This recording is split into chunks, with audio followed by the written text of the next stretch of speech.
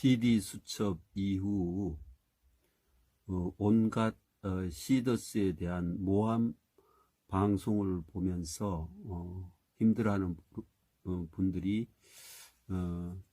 연락을 해 오고 있습니다. 참 안타까운 것이 하나 있는데,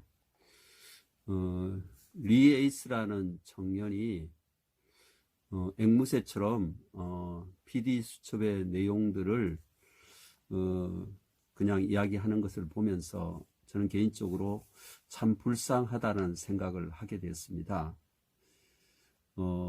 어떤 시더스에 대한 심층 취재를 해서 그렇게 이야기하는 것이 아니라 PD 수첩에 나오는 그 내용만을 가지고 앵무새처럼 그렇게 하는 부분을 보면서 한국 공교육을 받은 대표적인 청년의 모습이 아닌가라는 생각을 했습니다.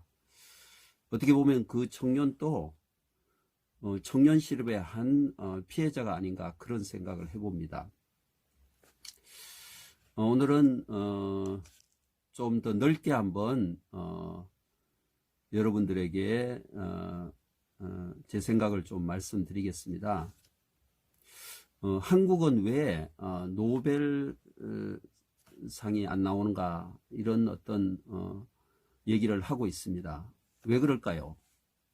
저는 창조적인 어떤 개인, 창조적인 기업을 린치해서 여론몰이해서 창조적인 개인이나 기업을 살리는 것이 아니라 죽이는 사회적 환경이 대한민국이 아닌가 생각합니다. 무조건 나와 다르면 배척하고자 하는 그 생각이 소수의 창조적인 사람들의 어떤 기업 활동을 막지 않는가 그런 생각을 해봅니다. 저 개인적으로 아는 이상은 회장님은 부정을 할 분이 아니십니다. 가맹점을 통해서 모든 서민이 행복하게 사는 4차원 시대의 새로운 길을 여신 분이십니다. 이런 어려운 시기에 우리가 해야 될 일은 팬덤들이 마음을 열고 뭉쳐야만이 더 큰 힘과 용기가 생길 것 같습니다. 여러분이 아는 모세와 또 애굽에서 탈출한 이스라엘 백성들의 얘기를 알고 있겠죠. 모세는 시내산에서 어려움 그 순간에 40일 동안 산 꼭대기에 올라가서 기도하는 가운데 백성들은 모세가 어디 갔는지 불안해서 금송아지를 만든 사건들이 있습니다. 이번 기회에 저는 그런 생각을 합니다. 개인적으로 어려움이 될 수 있고 또 그렇지 않을 수도 있는데 팬덤들은 진정한 경제적 자유에 대해서 앞으로 더 눈을 뜨고 공부를 해야 된다고 생각합니다. 이 시더스에 투자한 여러분들은 경제적 자유를 경험하고자 하는 투자자입니다. 투자자는 이 시더스뿐만 아니라 앞으로 미래를 살아가는 우리 모두에게는 경제적 공부가 필요합니다. 그렇게 하기 위해서는 내가 주인이 되어서 이런 어떤 주도적인 그런 내 경제적인 그런 삶들에 필요한 공부가 있어야 되는 것입니다. 여러분 세상에서 어떤 것을 배우려면은 우리가 비싼 수업료를 내게 되죠. 경제적인 부는 4차 산업 시대가 시작되어서 새롭게 일어나는 이 경제적인 부는 공부를 하고 연구를 해야만이 더 풍성해집니다. 그래서 책도 읽고 연구도 하고 나누는 그런 온라인 모임을 한번 시작해야 되지 않나 그런 생각을 하게 됩니다.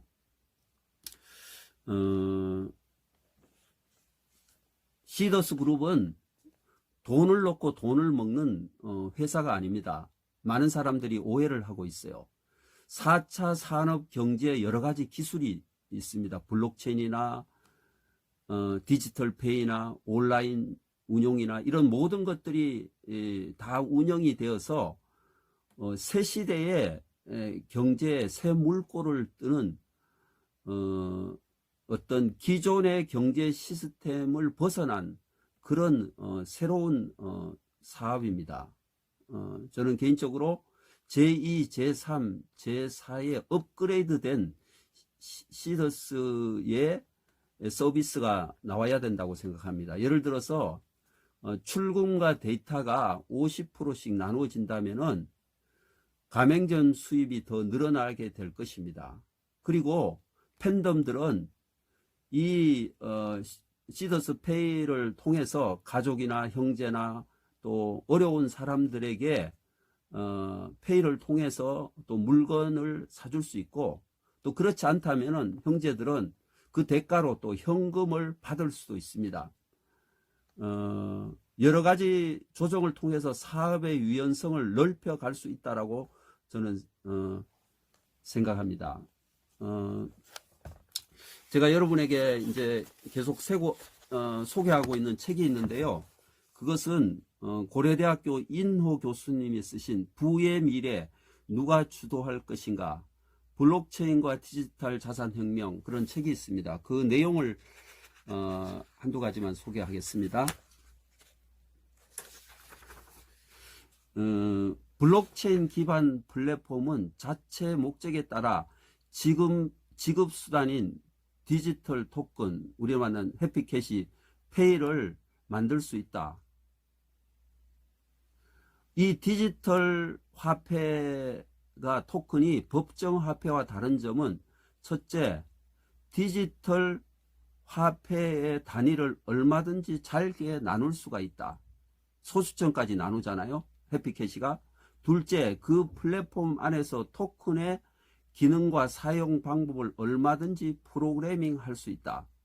그래서 프로그래밍을 어떻게 하느냐에 따라서 이 디지털 페이의 플랫폼 안에서 지급수단이나 서비스 이용권, 어떤 모든 것들을 자유롭게 조정할 수 있다, 이렇게 얘기를 하고요. 그 블록체인이 과거에 갖고 있던 그 페이의 의미를 바꾼다는 것이죠.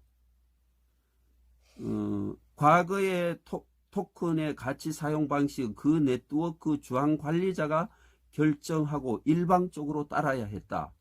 그에 반해 블록체인은 네트워크 참여자들이 합의로 이를 결정하고 네트워크가 발전하면서 발생하는 이익도 참여자들이 공유한다. 이것이 무슨 말이냐면요, 팬덤이 한 100만이 되고 만이 되면은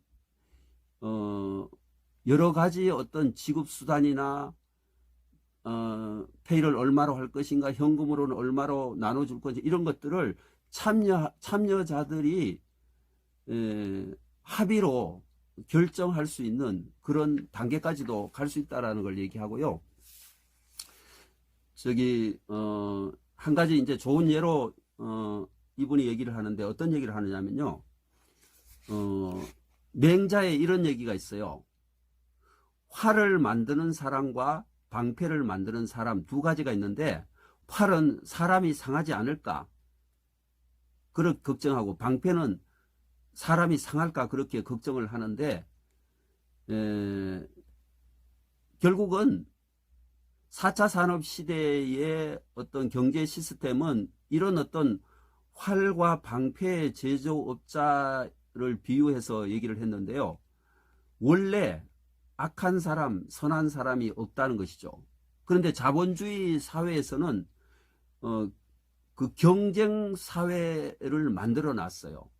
그래서 부자는 부자가 되고 또 가난한 사람은 가난한 사가 됐는데, 이런 어떤 디지털 경제에서는 그런 것을 공평하게 공유하는 경제가 된다는 것이죠.